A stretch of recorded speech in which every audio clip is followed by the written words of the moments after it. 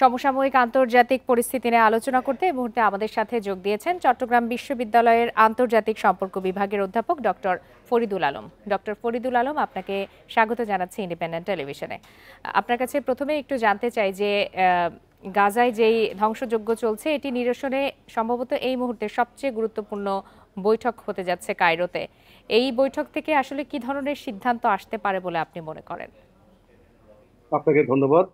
এর আগে আমরা দেখেছি যে গাজায় হামাস এবং ইসরায়েলের মধ্যে যতদিন যুদ্ধ চলেছে, কাতারের রাজধানী দোহা একটি মধ্যস্থতার জায়গা হিসেবে পরিচিত ছিল। সাম্প্রতিক সময়ে ডোনাল্ড ট্রাম্প তার 20 দফা শান্তি পরিকল্পনা পেশের পর হামাস প্রথমবারের মতো তাদের যে প্রতিক্রিয়া জানিয়েছে, সেই প্রতিক্রিয়া তারা বলেছে যে তারা ট্রাম্পের পরিকল্পনায় তারা রাজি আছে, তবে এখানে কিছু শর্ত দেওয়া হয়েছে। সেই শর্তগুলোকে নিয়ে আপনার এখানে মিশর, কাতার এবং যুক্তরাষ্ট্রের মধ্যস্থতায় কায়রোতে যে বৈঠকটি অনুষ্ঠিত হতে যাচ্ছে, এই বৈঠকটি কতটুকু ফলপ্রসূ হবে এটি অনেকটাই নির্ভর করছে মূলত ইসরায়েলের আচরণের উপরে। কেননা আপনি দেখেন 20 দফা শান্তি পরিকল্পনায় যে পরিকল্পনাগুলোর কথা ট্রাম্প বলেছেন, এবং সেই পরিকল্পনাগুলোর ক্ষেত্রে নেতানিয়াহু যে সায় দিয়েছেন, সেখানে তিনি আরো বেশ কয়েকটি শর্ত জুড়ে দিয়েছেন। যে শর্তগুলোর মধ্যে রয়েছে যে এইখানে যুদ্ধবিরতি হলেও গাজাতে কিন্তু ইসরায়েলি সৈন্য থেকে যাবে, যে পর্যন্ত না ইসরায়েল সেখানে গাজাকে হুমকি মনে করছে, হামাসের পক্ষ থেকে হুমকি আসতে পারে বলে মনে করছে, ততক্ষণ পর্যন্ত ইসরায়েলের শর্ত হচ্ছে সেখানে তারা থেকে যাবে। ট্রাম্পও এটিকে মেনে নিয়েছেন। এখন হামাসের পক্ষ থেকে যেটি বলা হয়েছে, তারা যুদ্ধবিরতিতে রাজি আছে। সমস্ত জিম্মিদেরকে মুক্তি দেওয়ার ব্যাপারে ট্রাম্পের যে অনুরোধ ছিল, সেটিকেও তারা সম্মত রয়েছে। কিন্তু তাদের পক্ষ থেকে যে বিষয়টি রয়েছে সেটি প্রথমত হচ্ছে গাজা থেকে ইসরায়েলের সৈন্যদেরকে সম্পূর্ণভাবে সরিয়ে নিতে হবে, এবং হামাসকে নিরস্ত্রীকরণের পাশাপাশি গাজাকে আপনার গাজার জনগণের জন্য খুলে দিতে হবে। গাজায় ত্রাণ সরবরাহ চেষ্টাটিকে সেখানে বাধা দেওয়া যাবে না। এই বিষয়গুলোকে এখন ইসরায়েল মেনে নেবে কিনা, এখন কায়রোতে যে আলোচনাটি হচ্ছে সেই আলোচনায় কিন্তু আমরা যেটা দেখছি যে এখানে মিশর বসছে, এখানে কাতার বসছে, যুক্তরাষ্ট্র বসছে, হামাস নেতৃবৃন্দ থাকবে। তো ইসরায়েলের দৃষ্টিভঙ্গি কি হবে সেটির উপর অনেক কিছু নির্ভর করছে।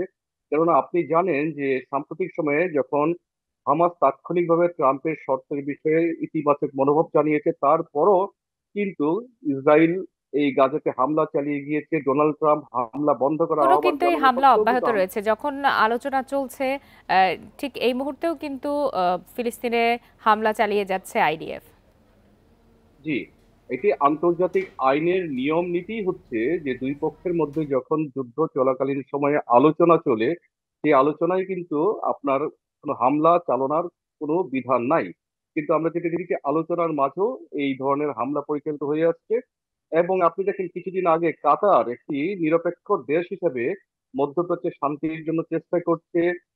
হামাস এবং ইসরায়েলের মধ্যে একটি যুদ্ধবিরতির জন্য তারা চেষ্টা করে যাচ্ছে। সেই কাতারের মতো জায়গায় পর্যন্ত কিন্তু ইসরায়েল হামলা করতে কোনো দ্বিধা করেনি।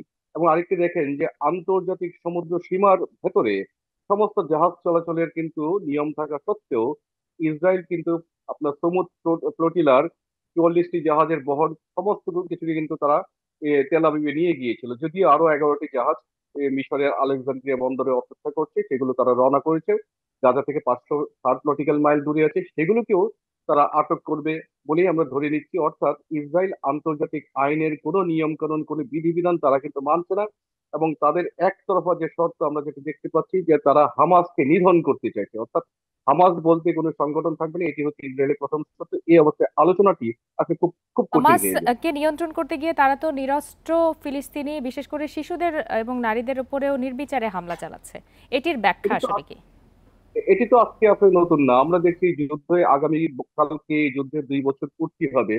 এই 2টি বছরে 65,000-এর বেশি ফিলিস্তিনের মানুষ, নিরীহ মানুষ মারা গেছে আমি বলবো। এখানে হামাসকে নিধন করতে গিয়ে তারা হামাসের কোনো রকম কোনো ক্ষতি করতে পেরেছে বলে কিন্তু ইসরায়েল এখনো দাবি করতে পারেনি। উপরন্তু যারা প্রাণ হারিয়েছে তার 80%-এর বেশি হচ্ছে নারী এবং শিশু, বৃদ্ধ। তারা কোনো জায়গাকে হামলা থেকে বাদ রাখে নাই।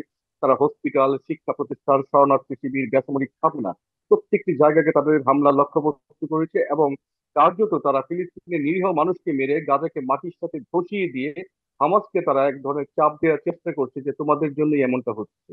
তো এই অবস্থার মধ্য দিয়ে যদি যুদ্ধবিরতি হয়, একটা চাপিয়ে দেওয়া যুদ্ধবিরতি, সেই যুদ্ধবিরতির ডিউরেবিলিটি নিয়ে সঙ্গত কারণেই একটি প্রশ্ন থাকে। আজকে হয়তো চাপের মুখে একটি বিরতি হতে পারে, হামাস হয়তো তার নতি স্বীকার করতে পারে, কিন্তু হামাস নামের যে সংগঠনটি, এই সংগঠনটিকে সমূলে উৎখাত করে ফেলা, যেটি যে পরিকল্পনা যুক্তরাষ্ট্রের সহায়তা ইসরায়েল দেখছে, এটিকে আমি মনে করছি এটি খুব দূরদর্শী একটি চিন্তা হবে না। এটি মধ্যপ্রাচ্য শান্তির জন্য একটি দীর্ঘমেয়াদী সমস্যা সৃষ্টি করবে, এবং ফিলিস্তিন সমস্যাকে সমাধান করার জন্য যে দ্বিরাষ্ট্রিক সমাধান, সেই দ্বিরাষ্ট্রিক সমাধান থেকে এটি অনেক দূরে অবস্থান করছে। শুধু তাই নয়, ইতিপূর্বে যে মধ্যপ্রাচ্যের শান্তি নিয়ে যেসব আলাপ আলোচনা হয়েছে, আপনি দেখেন ক্যাম্প ডেভিড অ্যাকর্ড থেকে শুরু করে অসলো চুক্তি, ডেটন চুক্তি, সমস্ত চুক্তির মধ্যে কিন্তু স্বায়ত্তশাসন এবং একটি পর্যায়ে কিন্তু দ্বিরাষ্ট্রিক সমাধানের কথা বলা হয়েছে। ট্রাম্পের এই পরিকল্পনার মধ্যে যেটি বলা হয়েছে, গাজাকে শাসন করবে একটি নিরপেক্ষ একটি কর্তৃত্ব, সেখানে দ্বিরাষ্ট্রিক সমাধানের কথা তিনি একটি বারের জন্য উচ্চারণ করেনি। অর্থাৎ এই সমস্যাটা কিন্তু থেকেই গেল। এই আলোচনাটি হয়তো সফল হতে পারে, হামাস হয়তো যুদ্ধবিরতির জন্য রাজি হতে পারে, কিন্তু যেটি বললাম যে হামাসকে একদম উৎখাত করার যে চক্রান্ত, এটি হয়তো হিতে বিপরীত হতে পারে, মধ্যপ্রাচ্যে আরো দীর্ঘমেয়াদী অশান্তি এবং আরো অস্থিরতার একটি, আমি মনে করি যে একটি সূচনা হলো বলে মনে হচ্ছে এর মধ্যে। জি, অধ্যাপক ডক্টর ফরিদুল আলম, আপনাকে অসংখ্য ধন্যবাদ আমাদেরকে সময় দেওয়ার জন্য।